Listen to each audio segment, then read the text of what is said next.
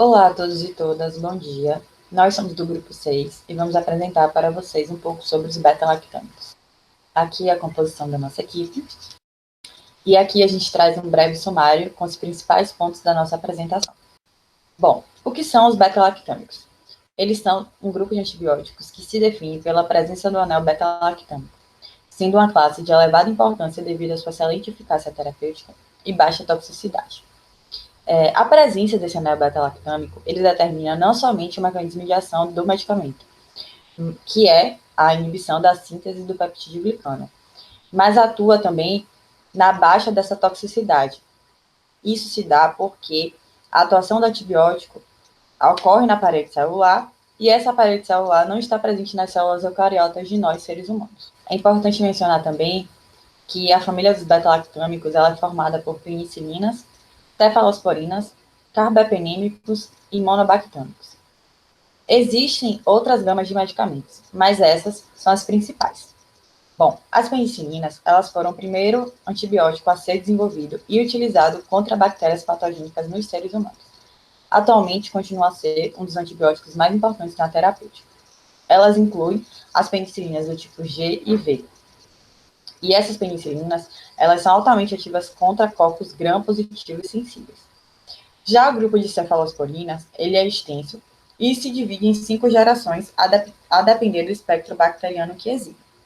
As cefalosporinas de primeira geração, elas têm excelente atividade contra micro-organismos do tipo gram-positivos e possuem atividade modesta contra gram-negativos. Os de segunda geração têm atividade um pouco melhor contra micro-organismos gram-negativos e incluem algumas cefalosporinas com atividade antianaeróbica. Já os fármacos de terceira geração, eles demonstram atividade contra micro-organismos gram-positivos e atividade muito maior contra algumas bactérias, como as enterobactericiases, com um subgrupo ativo contra P. aureogenosus. Já as cefalosporinas de quarta geração, elas possuem espectro antimicrobiano de todos os fármacos de terceira geração, com aumento da estabilidade à hidrólise por beta-lactamases cromossômicas induzíveis.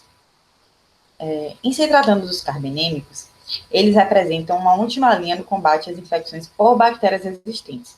E aí a gente tem como exemplo o ipimenem, o doripenem, o ertapenem e o meropenem, que tem o mais amplo espectro antimicrobiano entre todos os antibióticos.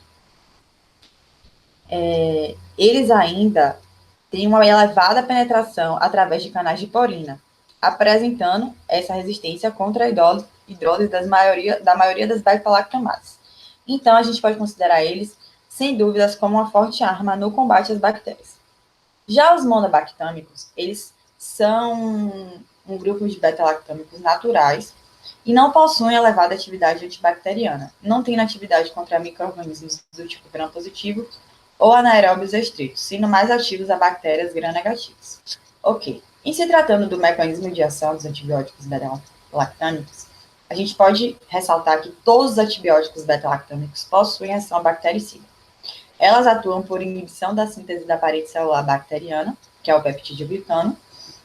Esse peptídeo glicano é importante ressaltar que é uma estrutura essencial da parede celular bacteriana, pois ele tem como função a preservação da integridade da célula quando essa se encontra em ambientes hipotônicos. E assim a gente consegue prevenir a lise osmótica. É importante também falar que a osmolaridade no interior da célula bacteriana ela é bem superior ao do meio que elas habitualmente vivem. Por isso, a parede celular é uma estrutura fundamental que mantém essas bactérias vivas e em seus formatos característicos. Nessa imagem, a gente consegue observar que o peptídeo glicano ele é constituído por cadeias lineares de açúcares alternados entre o NAG e o NAMA. O NAG é o N-acetilglucosamina e o NAMA é o ácido N-acetilmurânico. E essa química ela pode alterar ligeiramente entre diferentes bactérias. Como a gente está falando de diferentes bactérias, é importante que a gente saiba a estrutura dos micro-organismos gram-positivos e gram-negativos. Bom, a composição da parede celular, ela difere entre esses dois tipos de bactérias, conforme a gente pode observar nessa figura aqui. Nas bactérias do tipo gram-negativas, a parede celular é mais complexa, por envolver mais camadas em sua composição, como a membrana externa, além do peptídeo glicano. Por outro lado, nas bactérias gram-positivas, a gente pode observar que a parede celular é mais espessa pela sua maior espessura, na verdade, da camada do peptídeo glicano, que é a principal componente da parede celular. Bom, aqui a gente traz uma ilustração esquemática da proteína ligadora de penicilina. É importante que a gente entenda que para que os antibióticos beta-lactâmicos consigam exercer seu efeito, é necessário que eles atravessem a parede celular das bactérias e se liguem a essas proteínas, mantendo o seu anel beta-lactâmico intacto.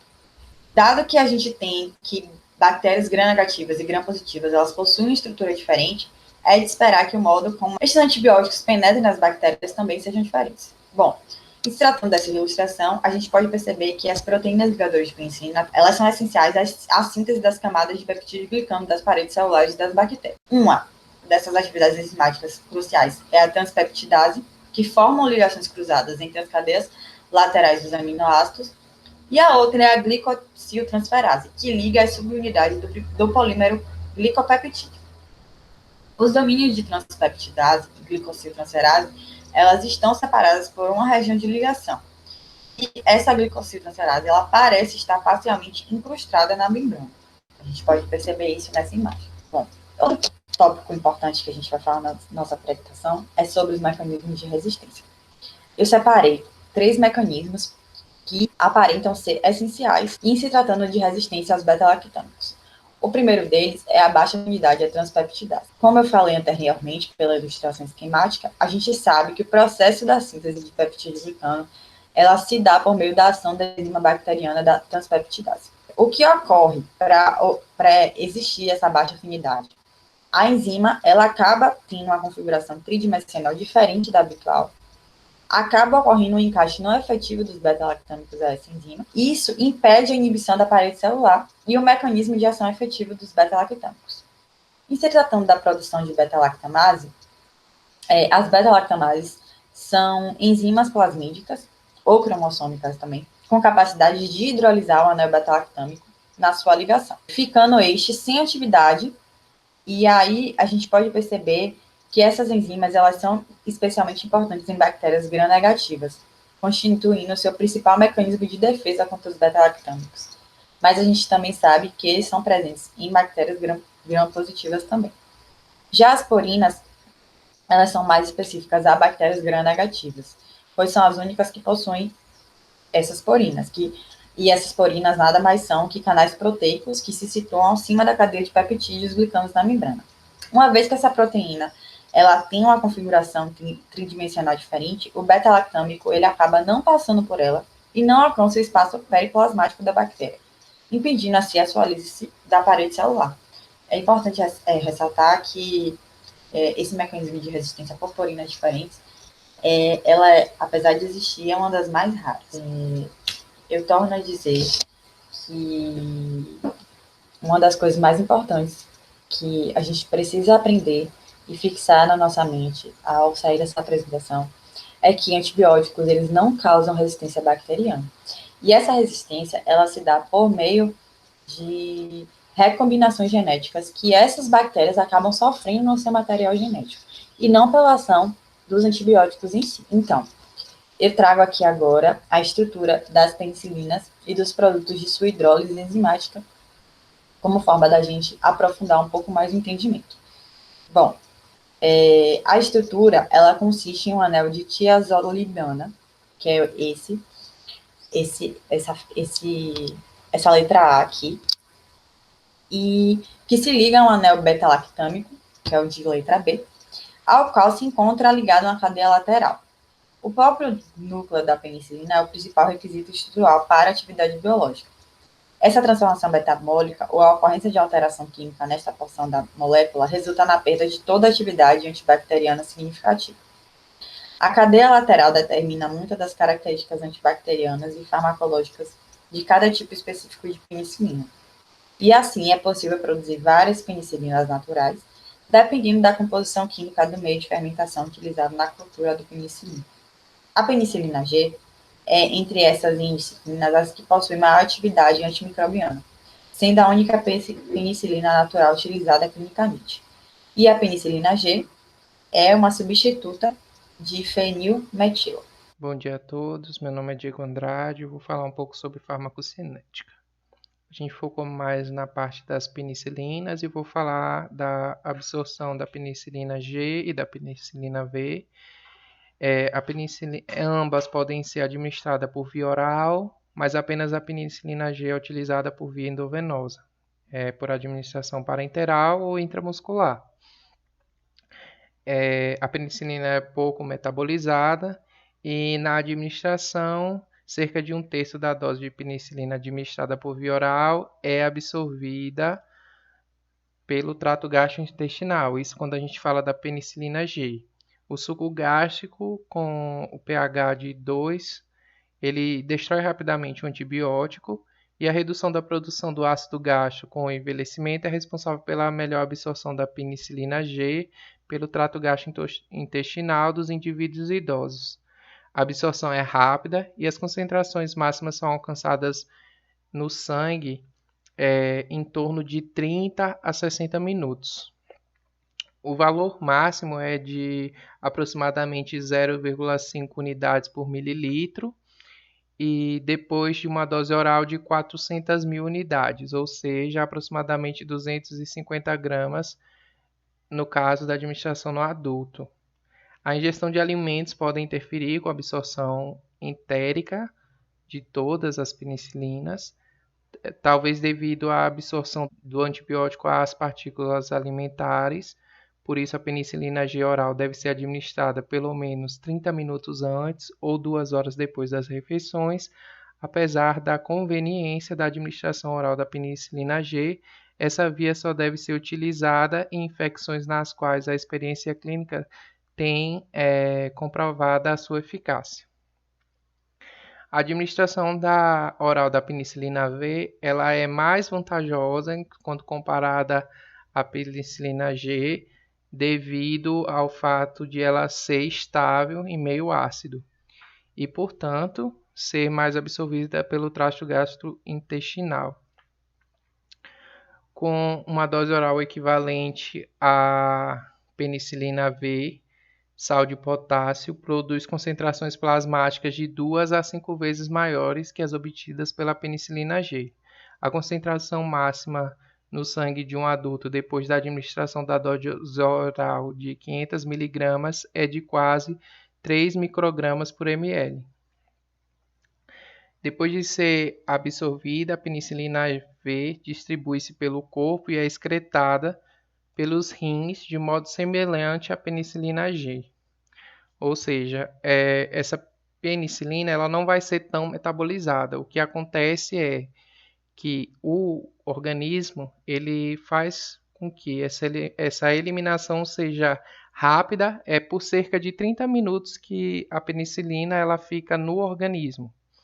Então, se for necessário que o indivíduo permaneça com mais tempo com essa penicilina circulando pelo corpo, é necessário a adição de outro fármaco para bloquear a secreção tubulo-renal, que geralmente é ofertada a probenicida.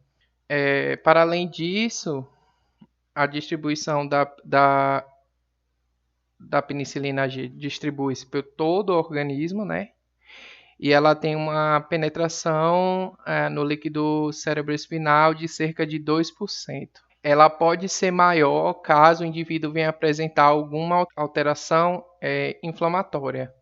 E aí ela chega mais ou menos 20% do que foi administrado na corrente sanguínea de penetração no líquido cerebroespinal. Aqui estão as estruturas e as principais propriedades das várias penicilinas, né? Se vocês olharem no primeiro quadro à sua esquerda, vocês vão ter os radicais, o nome genérico.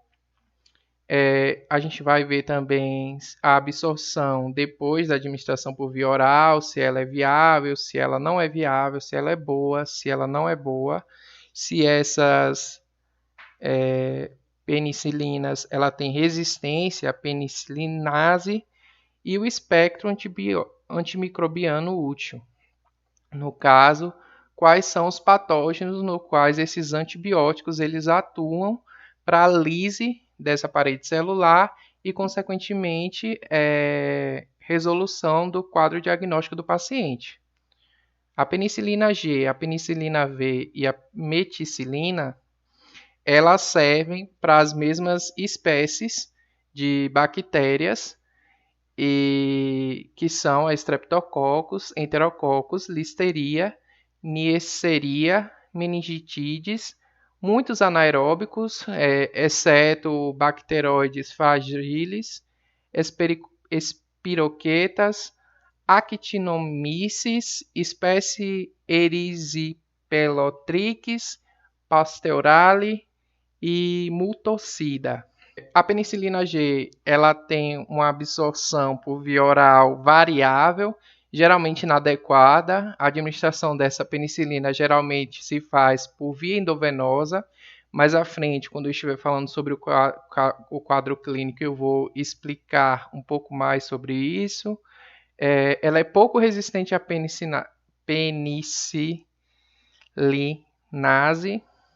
não é resistente no caso. E a penicilina V, com relação à administração via oral, ela é boa e ela não é resistente à penicilinase.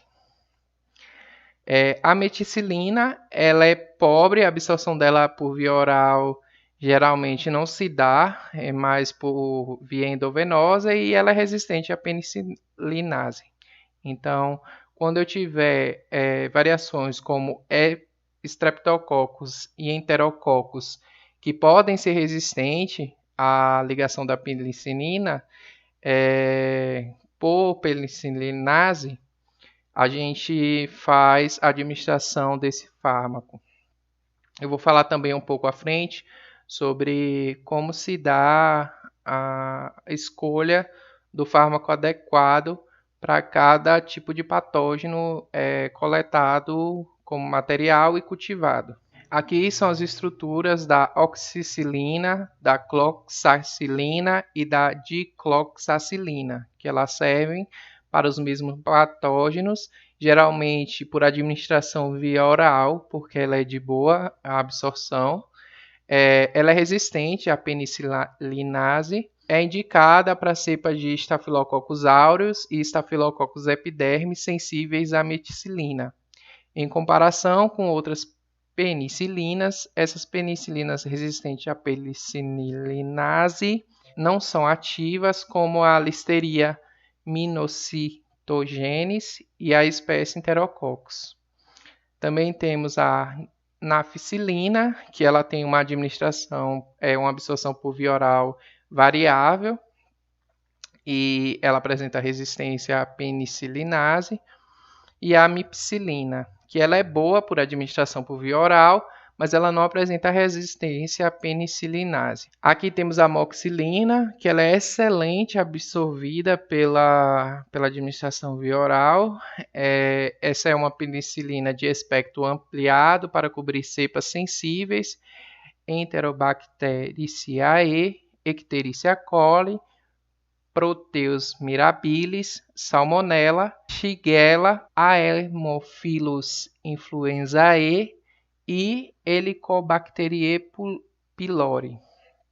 Mais eficaz que a penicilina para o tratamento de infecções por Listeria monocytogenes e Enterococcus sensíveis. A amoxicilina é a mais ativa entre todos os betalâmicos contra Streptococcus pneumoniae e resistente à penicilina. Carbenicilina, a indanilcarbicilina. No caso da carbicilina, ela é inadequada, não é administrada via oral, por via oral, enquanto a idanilcarbicilina ela é boa por administração por via oral.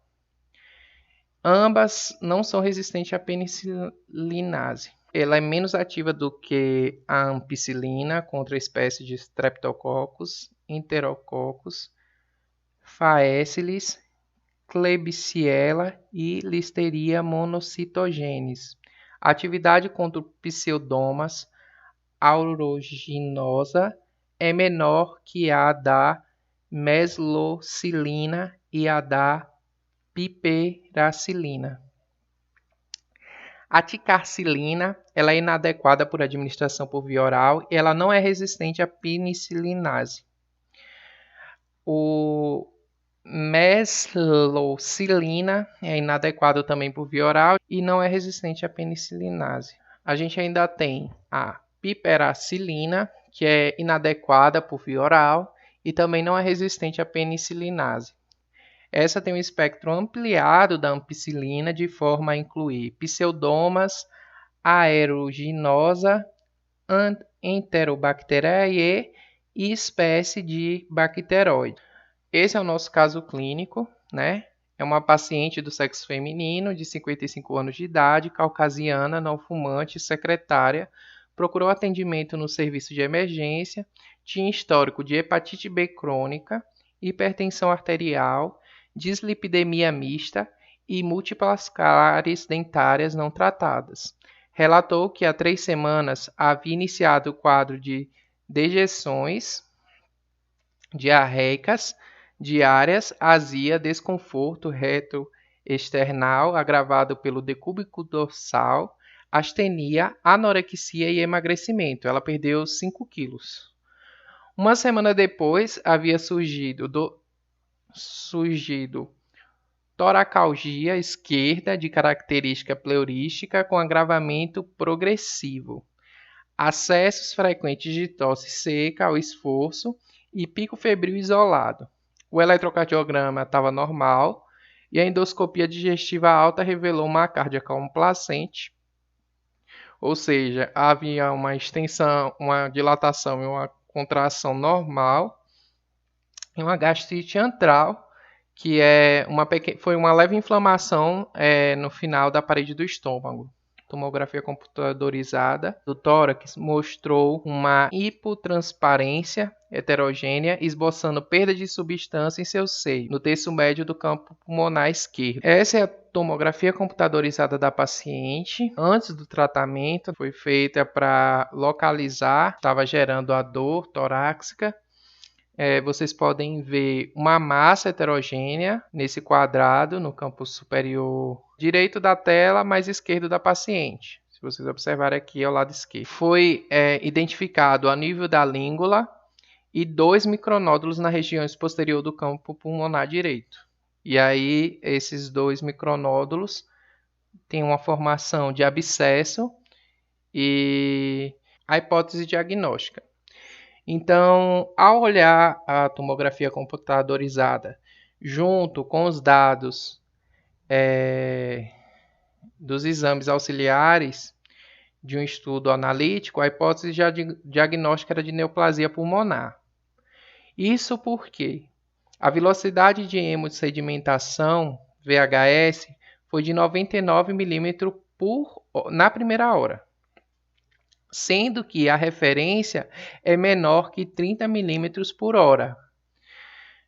O antígeno de câncer 125, que é o CA125, deu equivalente a 63,3 unidade por mililitro, que o natural está a menor que 35,0. O antígeno carcinoembriogênico, o CA, deu equivalente a 3,55 e o valor de referência é 2,5. E teve uma discreta elevação da proteína C reativa, do PCR. E isso indica a agudização da doença, né? Em algum momento, em alguma parte do corpo, havia uma manifestação agudizada. Isso foi encontrada na tomografia computadorizada. O estudo imunológico sérico e os marcadores virais e o estudo analítico final não revelaram outras alterações relevantes e os resultados da colonoscopia, da ultrassonografia abdominopélvica, da mamografia e da citologia cérvico-vaginal foram normais. O que faz para comprovar a hipótese diagnóstica de neoplasia pulmonar? Primeiramente foi realizada uma fibrobroncoscopia que mostrou sinais inflamatórios difusos ao nível da língula. O resultado do exame citológico de aspirado, lavado brônquico e lavado bronquiolar foram negativos para células neoplásicas. E aí a gente descarta a hipótese inicial de neoplasia pulmonar. Aí a gente partiu para o exame microbiológico em aerobiose. Foi também negativo, assim como a pesquisa de bacilos álcool-ácidos resistentes. Então, a paciente foi submetida a uma biópsia aspirativa transtorácica, que, ao exame citológico extemporâneo, mostrou um processo inflamatório com supuração. A biópsia aspirativa transtorácica é feita com agulha de mais ou menos 15 centímetros, com um diâmetro externo de 1,6 milímetro. Associada a ela, você faz a utilização de uma seringa, que é para aspirar a secreção que está dentro, em volta do abscesso, para verificar qual é o patógeno. Então, essa agulha é introduzida no paciente. Aqui é feita uma tomografia computadorizada para verificar se a agulha chegou no local, se ela está fazendo a aspiração no local correto. Enquanto o resultado do material coletado, foi feito um exame citológico que revelou aspectos morfológicos compatíveis com a presença de actinomyces, confirmada pelo exame microbiológico cultural do lavado brônquico e broncoalveolar da segunda fibrobroncoscopia, no qual se identificou o A nas lunas. E aí você tem aqui no lado direito da imagem o exame citológico mostrando processo inflamatório com supuração e presença de micro-organismos filamentosos com características morfológicas compatíveis com o Actinomyces. A coloração histoquímica utilizada para a evidenciação dos micro-organismos foi GRAM e prata. E aí a pergunta que fica é: qual a terapêutica indicada para o caso? Tem algumas terapêuticas possíveis a serem realizadas, né? A maioria dos pacientes com actinomicose responde a antibióticos, mas a resposta costuma ser lenta por causa da extensa enduração tecidual e da natureza relativamente avascular da lesão. Aí aquele abscesso ele não tem natureza vascular, então é mais difícil de penetrar o fármaco. Então, deve ter uma constância dessa administração e dessa perpetuação da terapêutica. E aí, o tratamento deve durar pelo menos 8 semanas e, ocasionalmente, a depender da resistência desse micro-organismo, ele pode ir até por volta de 1 ano de tratamento, até que os sinais e sintomas se resolvam. Doses altas de penicilina G, de 3 a 5 1 grama por via oral 4 vezes ao dia pode ser substituída após 2 ou 6 semanas, e tetraciclina 500 mg por via oral a cada 6 horas ou doxociclina 100 mg a cada 12 horas pode ser dada em vez de penicilina. Também temos minociclina, clindamicina e eritromicina, que são eficazes contra o patógeno. A gente fez o teste, né? O teste, que é esse teste aqui, o antibiograma. E esse teste, ele evidenciou uma eficiência do fármaco penicilina, né? O benzilpenicilina cristalina potássica, que foi aplicado via endovenosa com soro fisiológico a 0,9%, mais soro glicosado a 5%. 100 ml de soro para os 12 ml que iriam resultar da dissolução das 5 milhões de unidades de benzilpenicilina cristalina potássica. E aí, com essa dissolução, né, que é recomendado que você agite bem o frasco antes de fazer a aspiração, para depois fazer a dissolução do fármaco e depois fazer a aplicação dele dentro do soro. A infusão deve ser feita nesse período de 30 a 60 minutos. Se não é indicado que se utilize outra medicação durante a administração do fármaco. O antibiograma é um teste de sensibilidade antimicrobiana com o objetivo de determinar o perfil de sensibilidade e resistência da bactéria e fungos aos antibióticos. Através do resultado do antibiograma, pode-se indicar Qual o antibiótico mais indicado para tratar a infecção, evitando o uso de antibióticos desnecessários e que não combatem a infecção, além de evitar o surgimento da resistência. Esse foi o resultado da tomografia computadorizada. A paciente mostrou uma regressão imaginológica das lesões, não se verificou iatrogenia terapêutica, a qual foi mantida por 16 semanas. Nas primeiras 4 semanas foi aplicada a penicilina via endovenosa, da forma como eu descrevi anteriormente. Porém, a partir dessas 4 semanas, a gente optou por administração da penicilina V por via oral, 1 grama, 4 vezes ao dia. Isso durou até as 16 semanas do fim do tratamento. Vocês podem ver que a radiografia ficou normalizada. Analiticamente, constatou-se uma redução da velocidade de hemossedimentação e uma redução de ambos os marcadores tumorais inicialmente alterados, assim como a normalização da proteína C reativa. A paciente foi também submetida a tratamento dentário. Essas são as nossas referências. Eu queria agradecer a todos pela participação, desejar que todos tenham um bom estudo e que, caso surja alguma dúvida, vocês podem entrar em contato ou pelo fórum ou pelo grupo do WhatsApp.